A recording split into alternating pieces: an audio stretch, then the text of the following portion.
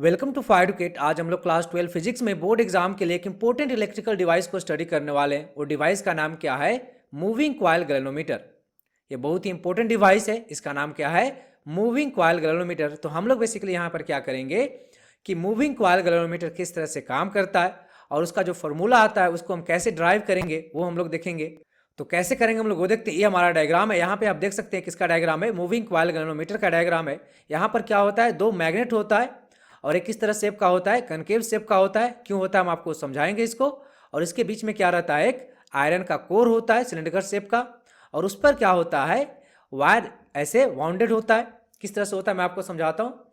जैसे क्या यही हमारा क्या है? सिलेंडर शेप का है और इस पे वायर कैसा होगा? कुछ इस तरह से ऐसे ऐसे वाउंडेड होगा।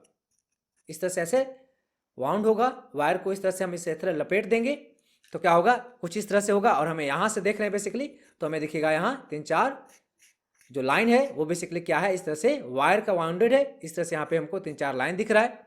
तो ये बेसिकली क्या है? उसका एक रेक्टेंगुलर शेप बनेगा वायर का। और यहाँ पर एक कर्व क्यों है वो हम आपको समझाते। आप देख सकते हैं यहाँ पर क्या इस तरह से ऐसे वाउंडेड होगा तो इसका जो एरिया वेक्टर होगा क्या होगा? इधर होगा। और इस तरह से कर्व है। मेटल का कोर इस तरह रहता है कि यहाँ पर मैग्नेटिक फील्ड हमेशा क्या हो? इसके परपेंडिकुलर जाए। तो ये जो वायर है कहीं पे भी घूमेगा तो इस पर हमेशा क्या रहेगा? परपेंडिकुलर रहेगा।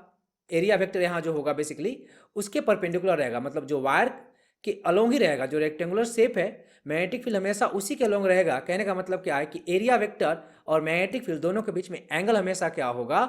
90 डिग्री। इसीलिए हम लोग क्या लेते हैं? आयरन का कोर लेते हैं ताकि मैग्नेटिक फील्ड हमेशा क्या हो? यहाँ पर 90 डिग्री हो। तो यहाँ पर हम लोग बेसिकली रिलेशन ड्राइव करेंगे। किसका रिलेशन? कि ये जो डिफ्लेक्शन है वो करंट के साथ किस तरह से वेरी करता है। ये हम लोग क्या करेंगे बेसिकली? इस कॉइल में करंट फ्लो कराएंगे। जब हम करंट फ्लो कराएंगे तो इसमें क्या होगा? टॉर्क जनरेट होगा। और टॉर्क जनरेट होने से क्या होगा? ये कॉइल जो है रोटेट करेगा। और रोटेट करने से क्या होगा? ये जो स्केल है, स्केल पे जो एरो है वो क्या होगा? डिफ्लेक्ट होगा।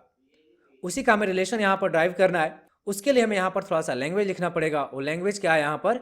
Late a coil having area of cross section A carrying current I. इसमें कितना करंट फ्लो हो रहा है? आई। और इसका एरिया कितना है? ए है। It is lying in uniform magnetic field. एक ऐसा मैग्नेटिक फील्ड होगा, यूनिफॉर्म होगा। और ये क्या होगा? इसके ये जो हमारा सिलिंड्रिकल शेप का जो कोर है उसके हमेशा परपेंडिकुलर ही रहेगा। अब हमें क्या पता है? वी नो दैट, क्या हमें पता है कि जो टॉर्क होता है, टॉर्क टॉर्क का फॉर्मूला क्या होता है?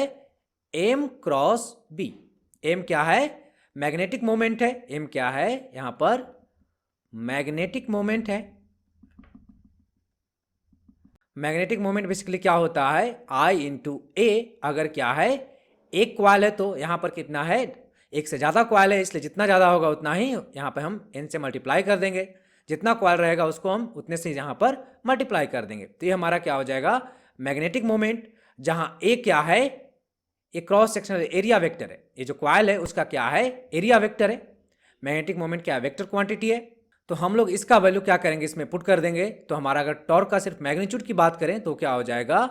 M B sine theta. M का वैल्यू यहां पुट कर लेते हैं हम लोग। एम का वैल्यू क्या होगा? एन आई ए। ये हो जाएगा बी साइन थीटा। तो ये हमारा क्या आ गया? टॉर्क आ गया। टॉर्क कितना आ गया? N I A B sine theta. Theta क्या है बेसिकली?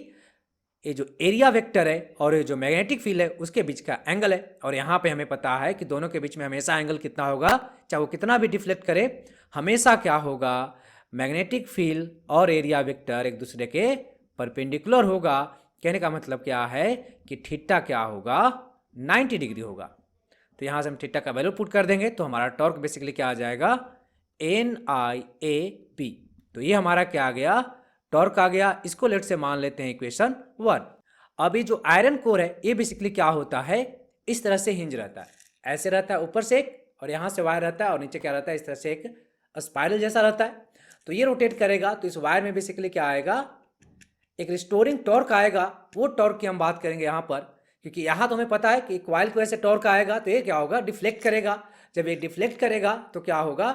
ये जो वायर है जिससे ये हैंग कर रहा है उसमें क्या आएगा? टॉर्क आएगा। तो इसी को हम क्या बोलते हैं? Restoring torque. तो यहाँ पर बेसिकली क्या हो जाएगा?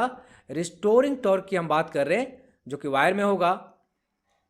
और इसका वैल्यू क्या होगा? बेसिकली जो टॉर्क होगा वो बेसिकली क्या होगा? ऐसे तो अपोजिट होगा तो हम यहाँ पे साइन नहीं लिख रहे। ये बेसिकली क्या होगा? जितना ये डिफ्लेक्ट किया है, जितना ये डिफ्लेक्ट किया यहाँ पर उसके प्रोपोर्शनल होता है। जब हम प्रोपोर्शनल हटाएंगे तो यहाँ हमें कांस्टेंट देना पड़ेगा। मान लेते हैं थीटा डिफ्लेक्ट किया तो ये क्या हो जाएगा, सी थीटा। तो यहाँ पर ये जो टॉर्क होगा वो बेसिकली क्या होगा, सी थीटा होगा। ये क्या है, रिस्टोरिंग टॉर्क है। इसको, ये इक्वेशन हमारा 1 है, इसको मान लेते हैं इक्वेशन 2। अब हम लोग क्या बात करते हैं, फ्रॉम इक्वेशन 1 एंड 2 से दोनों को अगर हम कंपेयर करें, दोनों क्या है, टॉर्क है। तो यहाँ से हम क्या लिख देंगे, एन आई ए बी, ये बेसिकली क्या होगा, सी थीटा के इक्वल होगा। तो यहाँ से हमारा थीटा बेसिकली क्या आ जाएगा, N A B divided by C into I, ये आ जाएगा। तो यही रिलेशन क्या है हमें ड्राइव करना था। यहाँ इसको थोड़ा सा और सिंप्लीफाई कर देते हैं हम लोग। तो बेसिकली जो थीटा है वो क्या होगा, प्रोपोर्शनल होगा करंट के। ये चीज़ क्या है, कांस्टेंट है। तो यहाँ से हम क्या बोल सकते हैं कि जितना इसमें करंट फ्लो होगा वो क्या होगा, उतना ही क्या होगा, डिफ्लेक्शन होगा। तो यहाँ पर हम देख सकते हैं जो डिफ्लेक्शन होगा वो बेसिकली क्या होगा, कॉइल में करंट के प्रोपोर्शनल होगा। और ये बहुत ही सेंसिटिव होता है। करंट अगर मिली में भी रहेगा तब भी क्या होगा, ये डिफ्लेक्शन देगा। बहुत कम करंट रहेगा तब भी क्या होगा, ये डिफ्लेक्ट करेगा। तो बहुत कम करंट को मेजर करने में भी इसका इस्तेमाल किया जाता है। अब यहाँ पर एक इंपॉर्टेंट पॉइंट है, वो क्या है, करंट सेंसिटिविटी। करंट सेंसिटिविटी क्या होता है वो हम देखेंगे। ये बेसिकली क्या होता है, डिफ्लेक्शन पर यूनिट करंट, वो क्या होता है, करंट सेंसिटिविटी होता है। इसको लेट से बोल देते हैं IS। तो ये बेसिकली क्या होगा, डिफ्लेक्शन पर यूनिट करंट। तो डिफ्लेक्शन पर यूनिट करंट क्या हो जाएगा, यहाँ से हम थीटा का वैल्यू पुट कर देंगे। थीटा क्या होगा, NABI by C divided by I. तो क्या हो जाएगा हमारा, NAB डिवाइडेड बाई सी। तो ये हमारा क्या होगा, करंट सेंसिटिविटी होगा।